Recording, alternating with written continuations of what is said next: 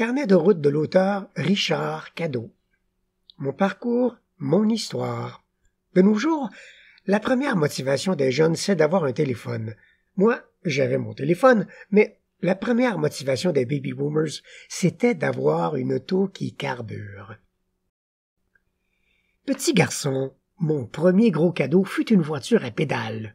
Wow!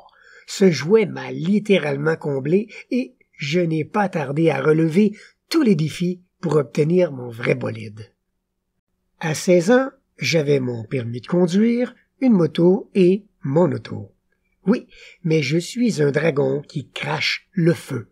Je suis devenu une hôtesse à couilles, communément appelée un agent de bord.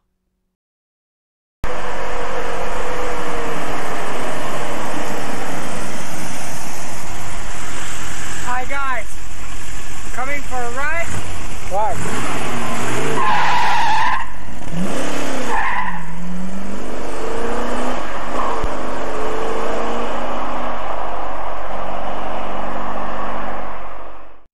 Dans les années 70, cet emploi était un super début de carrière et l'aviation était passionnante. Le tiers du mois suffisait pour profiter pleinement de ma remise de 90% pour voyager et rendre mes services en tant que délégué commercial de la mode sur la scène mondiale. Grâce à la création de ma société MBA International, dotée de sa licence de facturation, je me suis rapidement fait une réputation dans l'industrie de la fourrure et de la mode. Devenu un négociant pour l'industrie de la fourrure, des petits coffrets cadeaux signés Richard Cadot étaient offerts dans les boutiques hors taxes des aéroports. Les coffrets cadeaux présentaient des accessoires de fourrure pour les femmes. J'ai aussi créé un accessoire pour hommes. Un nœud papillon Black Diamond. Un véritable succès. Les commandes venaient de New York, Paris et Londres. J'ai même obtenu un brevet de design et ce n'est pas tout. Mon nœud papillon d'1 million de dollars n'a jamais été commercialisé. Pourquoi? Le timing n'était pas dans ma faveur et la célèbre actrice française Brigitte Bardot, Bob Barker de l'émission américaine The Price is Right et d'autres célébrités ont déclenché la crise qui a tué l'industrie de la fourrure. Oui, mais cela ne m'a pas tué. Quelques années plus tard, la Chine a pris le contrôle de l'industrie mondiale du vêtement avec sa main-d'œuvre bon marché.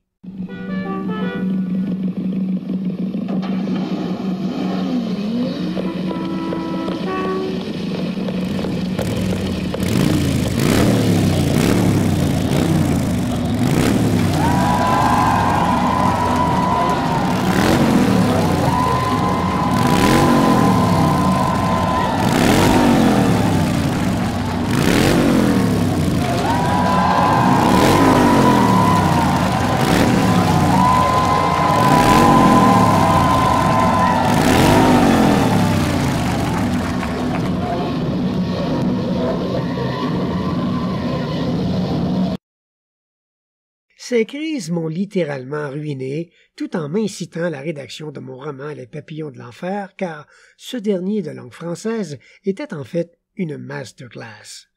La vie et les actions des héros de mon œuvre m'ont inspiré leur exubérance et leurs fantasmes pour finalement retomber sur mes pieds, en réalisant que mon destin de chauffeur de limousine me permettrait à la fois de renouer avec eux dans un monde réel. En tant que chauffeur, la limousine serait aussi à ma portée. Toutefois, avant de conduire, je devrais infiltrer le cartel des limousines en endossant ma fierté en tant que nettoyeur. Personne ne sait mieux ce qui se passe dans une limousine que le nettoyeur.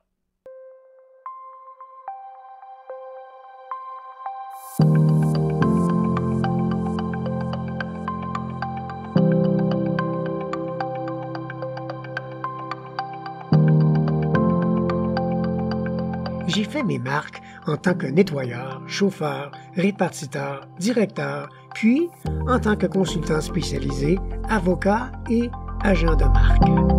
En créant des marques pour leurs entreprises, le cartel des limousines profite encore aujourd'hui de mes compétences. C'est pourquoi j'ai créé Cadot Limo et Cadoco Corp.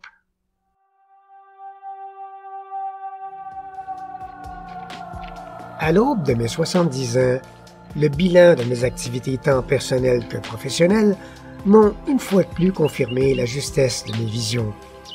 De ce fait, la suite de mon vécu et de l'œuvre Les Papillons de l'Enfer se concrétise davantage par l'application de nouvelles actions prescrites, vraisemblablement par mon destin.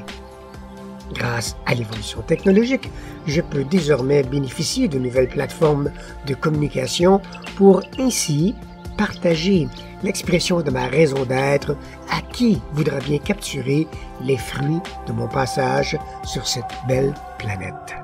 Eh oui, quand les bons esprits se rencontrent, les papillons de l'enfer se manifestent.